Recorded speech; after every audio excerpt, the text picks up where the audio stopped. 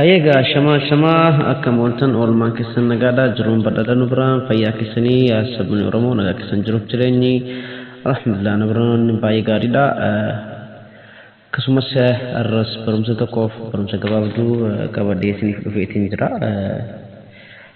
Karaa barumsa keenya deemuu kiyyaatiin dura oolmaan maal fakkaatti jenna warri YouTube kiyyaaf YouTube channel kiyyaaf haaraa taatan subscribe like share gochuu hin dagatinaa.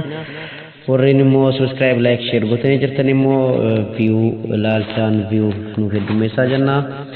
Akkanaati har'a barumsa gabaabduu takkaan isiniif qabadhee dhufe barumsi sun immoo maalidha gaan ulfaatina telefoona keessanii yookaan moobaayila keessan akkatti olii gadi ooftan isinitti ulfaatu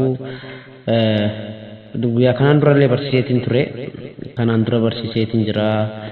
Amallee irra deebiidhaan nuuf hojjedhu nama jettanillee ni karaa keessanii naaf namni naan jedhee numa jira. Kanaaf inni asirratti hojjedheetiin jira kunooti. Karaa warri duraaniifis immoo nagarree yoo ta'e kanaa fuuldura viidiyoon kanaan jalatti maxxanseetiin jira. Ammallee dabalataan inni hojjedha jechuudha. Amma karaa barumsa kiyyaatiin siin geessaa.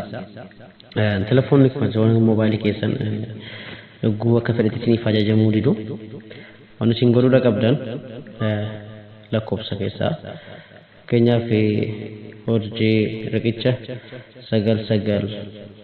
9900 gootaniiti riqicha tuqxan akkasitti isiniif fidaa guusan warreenis barreeffamallee fakkeenyaaf dubbisuun dhibuullee rakkoon jirtu milikitaan isin agarsiisuu danda'a jechuudha. Bakka tanaas ni dabartanii akkasumatti sadeen kana walfattanii afuraffaa irratti diileet ka jettu kana gizee takkaaf gachuu kaastan jechuudha. Kanatti konooti diileet godhee jira jechuudha. An waan ulfaatan jirreef karaa sikis gootan malee okee gootanii akkasitti raawwatee jechuudha. Fura deebitanii karaa dabalataatiin illee ammas siitingii keessaan inshallah karaa biraatiin illee siitingii keessaanis ni jira. Siitingii keessaan immoo bakka kana dhuftanii hordofaan isiniin jira. Bakka kana dhuftaniitiin akkasumatti isin agarsiisa. Ergaas dhuftaniin booda isin tuquu qabdan nifamas miti kuno jala seentanii erga jala seentanii ammas kuno sooftiweerii bakka jirtu sana seentanii sooftiweerii information erga sooftiweerii information jala seentanii boodaan ammas immoo kuno pilot nambarii kana gizee torba tuqxan gizee torba takka lama sadii afur shan jaha torba sadii akkasitti kunuuti nagaafate jechuudha. Fakkeenyaaf sana maal godhan qaba paatarnii waan qabu. Gizee torba gizee tuqxan paatarnii keessatti gaafata akka duraan ulfaatu kunuuti akkasitti jechuudha. Inshallah booda dudduuba deebitanii ammas isiniif galee jiran fakkaata ammas dudduuba deebitan kunoo amma barbaadan dhuftanii karaa keessan isiniif ajajamuu danda'a jechuudha.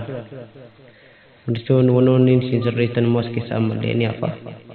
Ammas na waliin hordofaan isiniin jira. Wantoota hedduu jira ammallee gaduma deemtanii firmaa keessanii erga gizee torba akka ammaa tuqxanii kaatanii kan horoftan as keessa akka kana hin horoftan